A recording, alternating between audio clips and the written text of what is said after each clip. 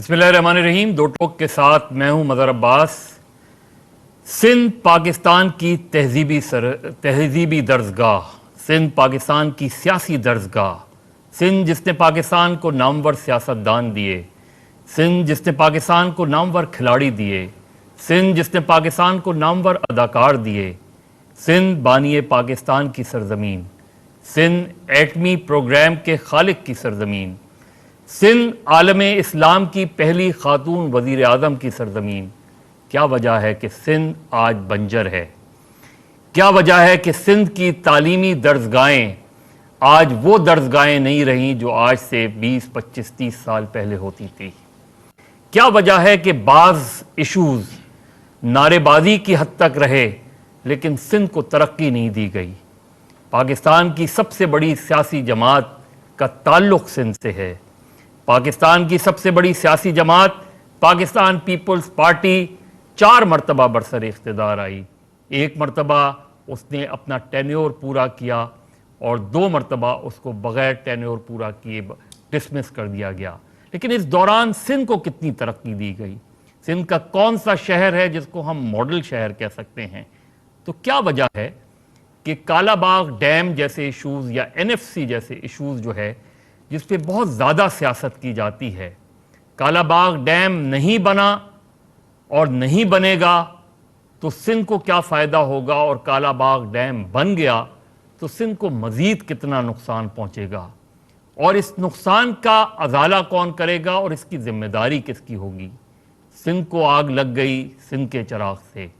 इसी पर हम बात करेंगे कि ये इशू क्या है, इशू को हर 2 साल बाद क्यों उठा दिया जाता है, और क्या सिंध की सियासी जमातों ने सिंध के साथ इंसाफ किया है या नहीं किया?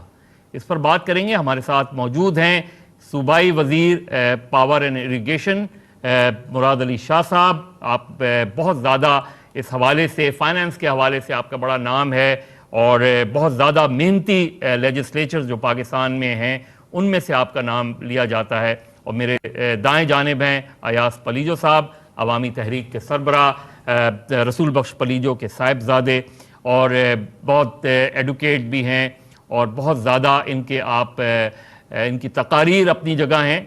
इस इशू पे गो के बज़ाहिर आपको शायद लग रहा हो कि दोनों एक ही पिच पे हैं, हो सकता है एक ही पिच पे हों। पाकिस्तान पीपल्स पार्टी भी कालाबाग डैम की मुखालिफ है, अवामी तहरीक भी कालाबाग डैम की मुखालिफ है। लेकिन क्या वजह है कि पाकिस्तान पीपल्स पार्टी की मौजूदा हुकूमत के सिवा इससे पहली जो हुकूमतें आई हैं उनके दौर में कालाबाग डैम के लिए बहरहाल बजट में पैसा मुख्तस किया गया? क्या वजह है कि आज यकायक आज से कुछ अरसे पहले कालाबाग डैम पे एक इशू खड़ा किया गया? क्या वजह है कि पंजाब के गवर्नर ने उसकी हिमायत की, और क्या वजह है कि पाकिस्तान पीपल्स पार्टी ने उसके ख़िलाफ़ कोई एक्शन नहीं लिया? शाह साहब, आपसे ही शुरू करता हूँ। कालाबाग डैम एक सियासी नारा बन गया है, कालाबाग डैम एक बहुत बड़ा इशू सही, लेकिन क्या कालाबाग डैम के अलावा भी सिंध के जो इश्यूज़ हैं उसको पाकिस्तान पीपल्स पार्टी ने कभी एड्रेस किया? मोंजोदाड़ो उठा लें, सिंध की वो तहजीब उठा लें जिसको हम बहुत ज़्यादा तरक्की दे सकते थे। ये इशू जो है ये क्यों उठाया जाता है और फिर क्यों दबा दिया जाता है? मैं साहब पहले तो बहुत बहुत शुक्रिया बुलाने का। जब मुझे 3-4 दिन पहले कहा गया था कि जी कालाबाग डैम पे एक प्रोग्राम करना चाहते हैं, आप आएँ, मेरा फर्स्ट रिएक्शन जो था ना था कि क्यों? कालाबाग डैम ख़त्म हो गया, उसको जैसे आपने कहा एक सियासी नारे के तौर पे लोग उठा लेते हैं, टेक्निकली या even politically it is a dead issue, इसको क्यों उठाना चाहते हैं? फिर मैंने कहा कि चलें बुला रहे हैं तो ज़रूर जाना चाहिए। मेरे से ज़्यादा मौजूद आदमी, इसलिए इरिगेशन पावर का महकमा है मेरे पास, इसलिए जाना चाहिए। मैं आपको एक बात बताऊँ, आपने 1-2 चीज़ें जब ये इंट्रोड्यूस किया था, 1-2 चीज़ें कहीं मैं सिर्फ करेक्ट करना चाहता हूँ। नंबर 1, पाकिस्तान पीपल्स पार्टी के ज़माने में कभी कालाबाग डैम पे पैसे नहीं रखे गए। मैंने 88 से जो गवर्नमेंट्स आई हैं हर साल का PSDP देखा है, मुझे दिखा देंगे नारा, मिथ्स जो है ना वो होती हैं। दूसरी आपने बात कही कि जी पहले कभी पाकिस्तान पीपल्स पार्टी ने इसकी मुखालफत नहीं की, तो दैट्स एब्सोल्युटली रॉन्ग। पाकिस्तान मैंने ये नहीं कहा पाकिस्तान पीपल्स आपने कहा पैसे रखे गए, हाँ माफ़ कीजिएगा। तो मेरे हिसाब से, सिंध के हिसाब से, पाकिस्तान के हिसाब से काला बाग इज़ अ डेड इशू। काला बाग को मुर्दा घोड़ा हमने 94-95 की गवर्नमेंट के दौरान कह दिया था, ये सिंध का मौक़िफ़ था कि it's a dead horse, don't flog it.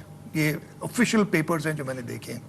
उसके बाद जब पीपल्स पार्टी की हुकूमत चली गई और मियाँ साहब की हुकूमत आई थी, अगेन मेरा ये ख्याल है इस मुल्क को डाइवर्ट करने के लिए अटेंशन काला बाग का इशू उठाया गया 98 में।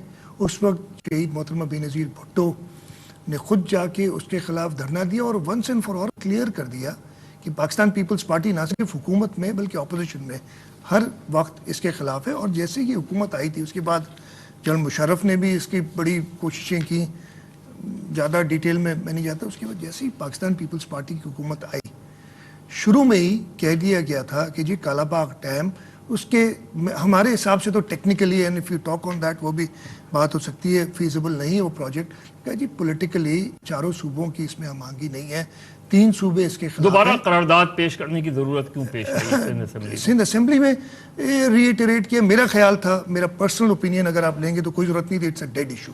लेकिन कुछ ऐसे बयानात, मैंने कहा कि जी एक डेड इशू को उठा के खामखा इस मुल्क को, हमारे लोगों को एक उस इशू में डाल दिया। अभी आप कहें कि जी हम पाकिस्तान बनाएंगे, भाई पाकिस्तान 1947 में बन गया था, ठीक है।